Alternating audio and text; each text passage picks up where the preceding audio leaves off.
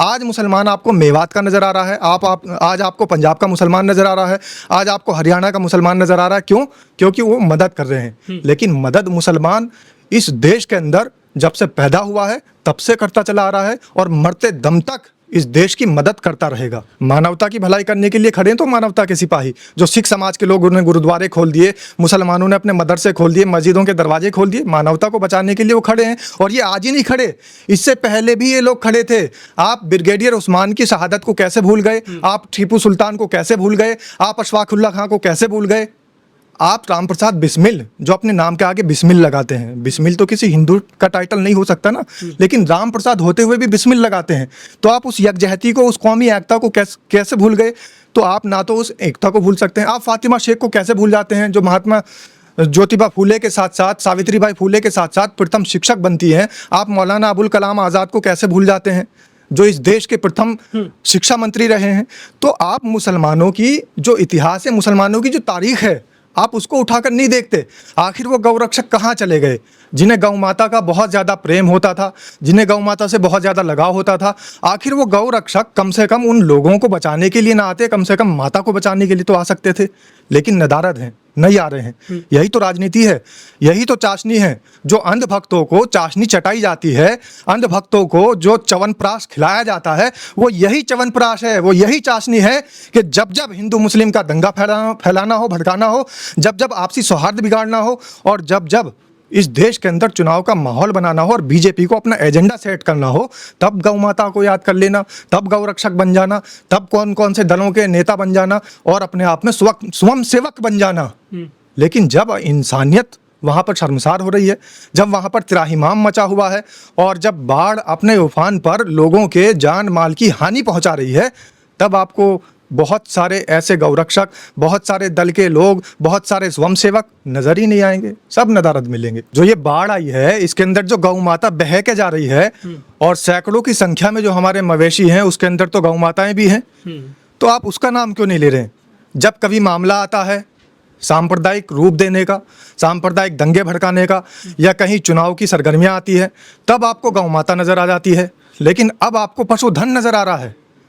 तो आप सीधा सीधा ये बोलने में कतरा रहे हैं कि जितना भी बाढ़ प्रभावित क्षेत्र है, जहाँ जहाँ आपदाई हुई है, वहाँ पर हमारी पूजनीय गौ माता ऐसे बह रही हैं नहर में, नालों में और गटर के पानी में, लेकिन कोई बचाने वाला गौरक्षक नजर नहीं आ रहा है। हरियाणा और पंजाब ने सबसे ज़्यादा बाबा पैदा किए हैं। वहाँ बड़े बड़े आश्रम हैं, डेरे हैं, वहाँ बड़े पैमाने पर सामग्री इकट्ठी की जाती है। वो कहते हैं कि पूरे गाँव को खिला देंगे हम। तो ये बाबा, क्या आपको लगता है कि कहीं मदद करते दिख रहे हैं? ये बाबा पूरे गांव को खिलाते हैं या पूरा गांव बाबा को खिलाता है? आप गए कभी बाबाओं के जो चलते हैं, जो इनके वो सत्संग और डेरे और जो प्रवचन के इनके डेरे चलते हैं, प्रवचन के जो टेंट है, तंबू लगे होते हैं, जहां इनकी कथाएं होती हैं, आप उसमें जाके देखिए, हजारों लाखों की संख्या में श्रद्धालु आते हैं सुनने के लिए, श्रोता आते हैं। लेकिन कोई एक व्यक्ति ऐसा बता दीजिए जो बिना कुछ दिए वहां से आता हो। ये इतने बड़े बड़े दान की पेटियां भरकर अपने यहाँ रखते हैं, पोटली समेट कर रखते हैं। और आज देखिए आप कि कोई सा बाबा चाइना में नजर आ रहा है घूमता हुआ, कोई सा बाबा गुच्ची का चश्मा पहनता नजर आ रहा है, कोई सी जो साध्वी है वो एक ऐसे बैग को लेती नजर आ रही है जो कि बिल्कुल गौ मांस का बना हुआ है। गौ मतलब गाय से प्राप्त हुआ जो चमड़ा होता है उसका बना हुआ है, और फिर उसका ट्रोल भी हो जाती है। ट्रोल होने के बाद उसका जवाब भी देती है। बेशर्मी की हद तो ये है, ये कहती है कि मेरी ज़िंदगी मैं अपने हिसाब से जीऊँगी। तो ऐसी साध्वी, ऐसे बाबा सिर्फ और सिर्फ अपना उपभोग की वस्तुओं का सामान जुटाने में लगे हुए हैं। इनको मतलब नहीं है कि आम जनता, आम जनमानस क्यों परेशान हो रहा है, त्रासदी के अंदर कैसे जूझ रहा है। हमारे देश में बहुत सारे संगठन है, जैसे कि RSS है जी, भीम आर्मी, भीम सेना है, और वो बजरंग दल है। ये करणी सेना, शिवसेना जब कोई शोभा यात्रा निकालते हैं तो तलवार घुमाते हैं। ये आखिर किसकी मानवता बचाते हैं जब आज ये कहीं नजर नहीं आ रहे हैं? जो बाढ़ पीड़ित लोग परेशान हैं, छतों पर अपनी रात गुजार रहे हैं। देखिए, बाज का काम होता है झपट्टा मारना। कभी आपने देखा बाज को नीचे बैठ के दाना चुग रहा है? तो ये बाज की सेनाएं हैं, ये गिद्धों की सेनाएं हैं। तो गिद्धों का काम, बाज का काम नोचना होता है। लेकिन धर्म ये नोचने के समय में आपको नजर आते हैं। धर्म बचाते हैं वो सेना वाले। मैं बता तो रहा हूं, ये नोचने के समय में नजर आते हैं। जब कभी किसी सांसद के घर पे हमला करना हो तब नजर आते हैं, जब किसी के घर पर तोड़फोड़ करनी हो तब नजर आते हैं, जब कोई पिक्चर हॉल उसमें आग लगानी हो तब नजर आते हैं, जब देश के माहौल को बिगाड़ना हो तब नजर आते हैं, जब कहीं बाढ़ का मामला हो तब ये नजर नहीं आएंगे, जब कभी देश आपदा में हो तब ये नजर नहीं आएंगे, जब देश में दिक्कत हो, कठिनाई हो, परेशानी हो तब ये नजर नहीं आएंगे। तो इसलिए आपने जिन सेनाओं का नाम लिया, जिन फर्जी सेनाओं का, मैं तो सेना भी नहीं कहूंगा, जिन फर्जी सेनाओं का नाम लिया, जिस फर्जी आर्मी का नाम लिया, जिन फर्जी दलों का नाम लिया, तो ये फर्जी दल, फर्जी आर्मी, फर्जी सेना और फर्जी संगठन सिर्फ और सिर्फ देश का माहौल बिगाड़ने के लिए बनाए हुए हैं। और सिर्फ ये चाबी है भारतीय जनता पार्टी की, और भारतीय जनता पार्टी जब इस चाबी को घुमाती है, जितनी इनके अंदर चाबी भरती है, उतना ये अपना काम कर देते हैं। लेकिन रिजवी साहब 100 साल का हो गया है, आरएसएस बड़ा संगठन है दुनिया का सबसे बड़ा। आप इसकी कुछ विशेषता बताओ जो मानवता में काम क्या हो ये संगठन। शुरू के 25 साल तो इन्होंने अंग्रेजों की गुलामी की, अगले 25 साल इन्होंने झंडे का, हमारे देश के तिरंगे का और हमारे देश के संविधान का अपमान किया, तिरस्कार किया। उससे अगले 25 साल इन्होंने हमारे देश के अंदर आपसी सौहार्द को बिगाड़ने का काम किया, और उससे अगले 25 साल इन्होंने सिर्फ और सिर्फ हिंदू मुस्लिम मंदिर मस्जिद, हिंदू मुस्लिम मंदिर मस्जिद, सिर्फ एजेंडा सेट करने का काम किया। ये इनके 100 साल के काम है। नूह मेवात को जो मिनी पाकिस्तान कहा जाता है, वहाँ के लोगों ने दरवाजे खोल दिए हैं बाढ़ पीड़ितों के लिए, रसद सामग्री लेकर गए हैं वो बड़े पैमाने पर ट्रकों में भर करके। ऐसे में जो हिंदूवादी संगठन है वो नज़र क्यों नहीं आ रहे हैं? देखिए, अल्लामा इकबाल तो बहुत पहले कह के चले गए, हिंदी है हम, हिंदोसिता हमारा। और सीधी सी बात है कि जो भी यहाँ मुसलमान हैं वो सबसे पहले हिंदुस्तानी हैं। तो जब आज हिंदू भाइयों को, आज सिख भाइयों को दिक्कत आई है, परेशानी आई है, तो उन भाइयों ने अपना फ़र्ज़ निभाया है। ये कोई बड़ा काम नहीं किया। बहुत सारे लोग कह रहे हैं मुसलमानों ने जो है वहाँ पर मदरसे खोल दिए, मस्जिद खोल दी। मदरसे और मस्जिद इसीलिए बने हैं। अब मंदिरों के तो पहले से ही झगड़े चले आ रहे हैं कि इसके अंदर दलित नहीं जाएगा, इसके अंदर शूद्र नहीं जाएगा, इसके अंदर छोटी जाति का व्यक्ति नहीं जाएगा, छोटे तबके के समाज का व्यक्ति नहीं जा सकता। वो पैसा कौन यूज करता है रिजवी साहब, ये बताइए। जैसे कि आपने पैसा इकट्ठा किया मदरसे में या मस्जिद में जकात के तौर पर या वैसे, तो वो कहीं ना कहीं यूज करते हैं मानवता के लिए, लेकिन ये जो मंदिरों का पैसा है इसका कहाँ यूज हो रहा है? देखिए, 2 तरीके हैं। एक तो वो पैसा है जो जकात का पैसा है, जो खैरात का पैसा है, जो लोगों की मदद के लिए ही दिया गया है। तो मंदिर वाले उस पैसे का इस्तेमाल नहीं कर रहे हैं, वो उस पैसे का इस्तेमाल करते हैं संगठन को चलाने में। आपने अभी आपने शुरू में ही बातचीत कही थी कि बहुत सारे दल बने हुए हैं, बहुत सारी आर्मी बनी है, तो उनको संचालन करने के लिए भी तो पैसे की आवश्यकता होती है। तो वो पैसा कहाँ से आ रही है? ये बाबा लाखों रुपए लेते हैं कथा करने के और इंजॉय करते हैं, पूरा लग्जरी लाइफ जीते हैं। आखिर ये संदेश क्यों नहीं दे रहे हैं कि बाबा और शंकराचार्य कि आप जो है हमें पैसा मत दीजिए, आप ये पैसा बाढ़ पीड़ितों को दे दीजिए, उधर दान करिए। ऐसा ना कोई शंकराचार्य कह रहा है, ना कोई कथावाचक कह रहा है, ना प्रेमानंद कह रहे हैं, ना धीरेन्द्र शास्त्री, ना अनिरुद्धाचार्य कह रहे हैं। सनातन की बड़ी पैरवी करते हैं, सनातन को मजबूत कर रहे हैं, लेकिन किसानों को मजबूत करने की बात क्यों नहीं कहते हैं ये? देखिए, आपने जिक्र किया कि बहुत सारे बाबा, और आपने नाम भी लिया है बाबा, आखिर बाढ़ प्रभावित क्षेत्रों के लिए या बाढ़ में पीड़ित लोगों के जो उनकी मदद के लिए, उनकी सहायता के लिए क्यों नहीं बोल रहे हैं?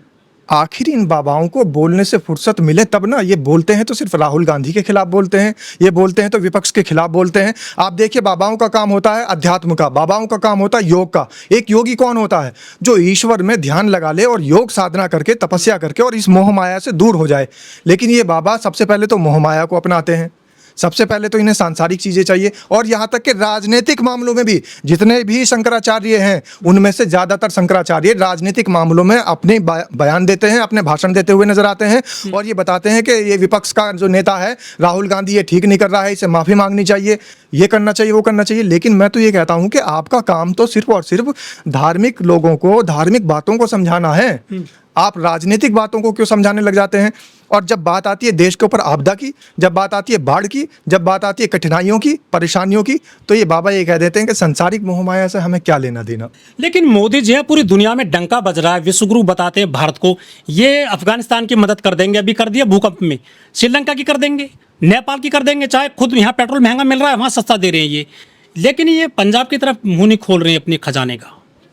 देखिए, ये हमेशा से बदले की भावना से काम करते चले आ रहे हैं। इन्होंने देखा कि सड़कों पर किसानों ने किस तरीके से आंदोलन किया अपनी मांगों को मनवाने के लिए। अब इनको नजर आ रहा है, और इन्होंने उस वक्त भी बहुत सारे अपशब्द कहे थे। इन्होंने आंदोलनजीवी कहा था, इन्होंने खालिस्तानी कहा था, इन्होंने आतंकवादी कहा था। तो अब ये देख रहे हैं कि आतंकवादी, खालिस्तानी और आंदोलनजीवी ही उस बाढ़ में ज्यादा ग्रसित हैं। तो ये बदले की भावना से काम कर रहे हैं। अमित शाह वहां पर जाते हैं, लेकिन कोई आपने ट्वीट नहीं देखा होगा, कोई आपने एक भाषण नहीं देखा होगा बाढ़ प्रभावित क्षेत्रों के लिए।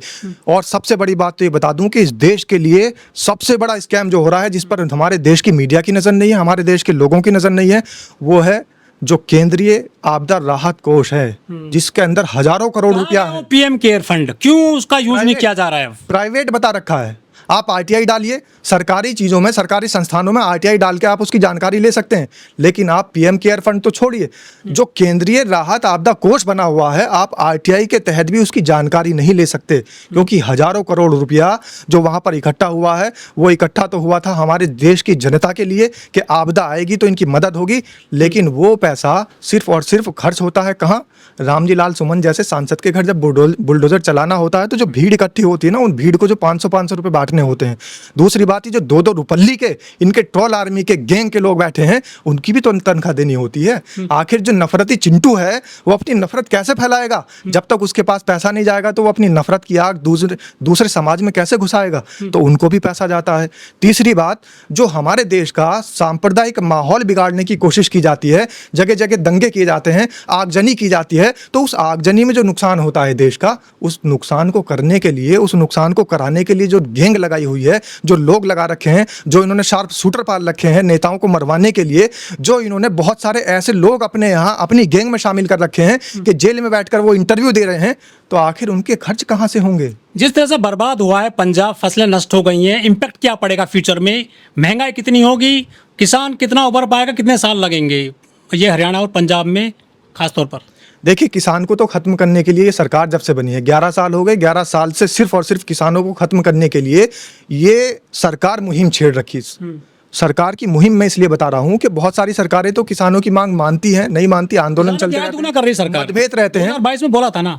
बिल्कुल, ये उसी तरीके से है जिस तरीके से आदमी को बिल्कुल ख्वाब दिखाए जाते हैं, सरसब्ज दिखाए जाते हैं, और उसके साथ ही उसकी बलि चढ़ा दी जाती है। आपने देखा होगा कि जब बलि का कोई बकरा होता है, तो उसको अच्छा अच्छा खिलाया जाता है, उसके मन मुताबिक उसके गले में मालाएं डाली जाती है, उसको घुमाया टहलाया फैलाया जाता है। यही काम किसानों के साथ कर रही है सरकार। किसानों को बलि का बकरा समझती है। सिर्फ एक तरफ तो कह देती है आय दोगुनी कर देंगे, एक तरफ कहती है किसान निधि देंगे, लेकिन अगर 6 महीने में किसी के खाते में 2000 रुपये आ रहे हैं, तो ये कौन सी आय दोगुनी करने का इनका काम? फसल बर्बाद हुई है, क्या अन्न महंगा हो जाएगा फ्यूचर में? हरियाणा पंजाब में बड़े पैमाने पर धान होता है, खाद्यान्न होता है। कुछ दिनों में आप देखिए, अगर ये सरकार रही और ऐसे ही ये सरकार कार्य करते रही किसानों के विरुद्ध, तो आप देखिए जो प्राकृतिक आपदा है। लेकिन गेहूं जो है ना, नमकीन के जो पाउच आ रहे हैं छोटे छोटे, उनके पाउच की जगह गेहूं मिलेगा आपको। अनाज आपको नमकीन बिस्किट के पाउच में मिलेगा, आपको खरीदना पड़ेगा। और गेहूं, चावल, अनाज, हमारे देश का जो रागी है या बाजरा है, जैसे गायब हो चुका है, कुछ दिन बाद आपको चावल और गेहूं भी ऐसे ही गायब होता नजर आएगा।